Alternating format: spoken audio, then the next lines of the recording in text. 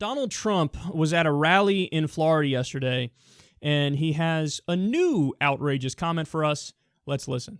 ISIS is honoring President Obama. He is the founder of ISIS. He's the founder of ISIS, okay? He's the founder. He founded ISIS. And I would say the co-founder would be crooked Hillary Clinton. Co-founder, crooked Hillary Clinton.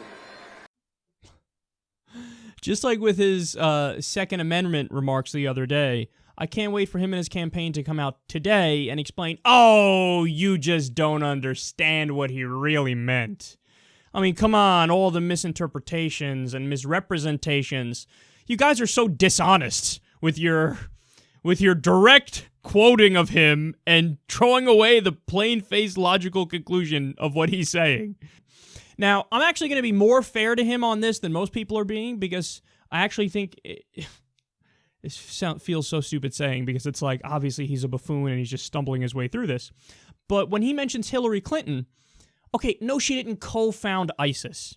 But is it true that her vote in favor of the Iraq war destabilized Iraq and the region in general, because you toppled Saddam Hussein, you left a vacuum, and then eventually ISIS filled that vacuum? Is it true that she is partly responsible for creating the groundwork and the framework that ISIS eventually rose out of? Yes! Yes!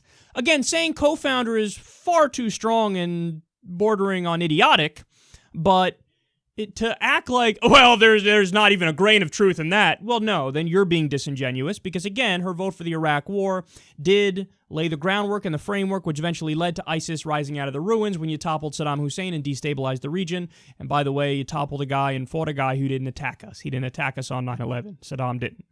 Okay, so I'm fair to him in that respect. I think it's more nuanced. Saying Obama is the founder of ISIS is beyond moronic. Now, again, you want to talk about, oh, U.S. policy, we did some things that made it so that ISIS would eventually rise to power and become very, very strong. That's totally true. I've said it a million times. If George W. Bush and the neocons didn't do the Iraq war, well, then the region wouldn't have been destabilized, and ISIS couldn't have filled that vacuum. And at the very least, they wouldn't be as powerful and hold as much territory as they do today. But there's a good argument they wouldn't even exist. They wouldn't even exist.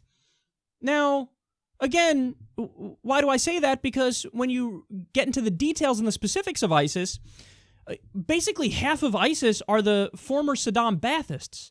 So the secular Sunnis who eventually, when Saddam was toppled, teamed up with the fundamentalist Sunnis, and they became ISIS, and they were only able to get so much territorial success and hold this ground because Saddam's Ba'athist generals know how to fight and know how to do that. The idiotic Sunni fundamentalists didn't know how to do it. They're idiots. So it's the Ba'athist generals who made their success possible. So again, if you make the argument George W. Bush is responsible for creating ISIS, helping to create ISIS, that's totally true. Totally true.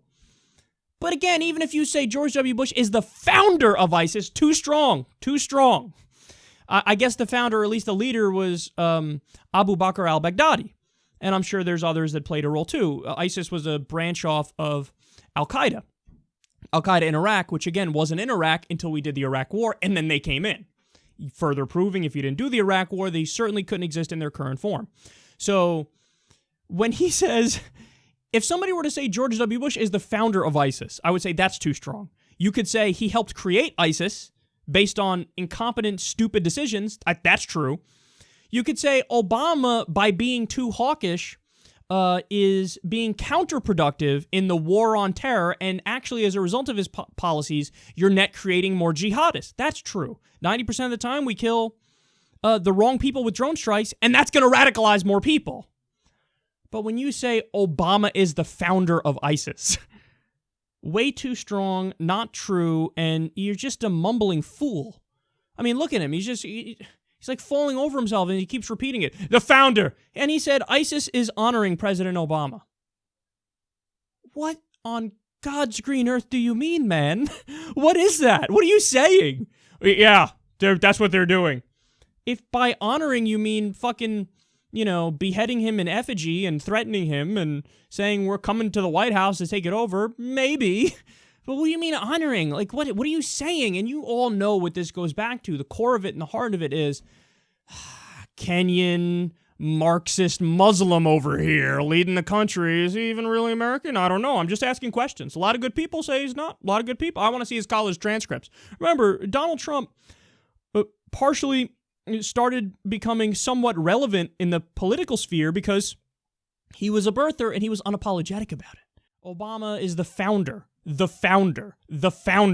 I'm repeating it 3 times because he repeated it at least 3 times. Of ISIS. That's what he is? Come on, man.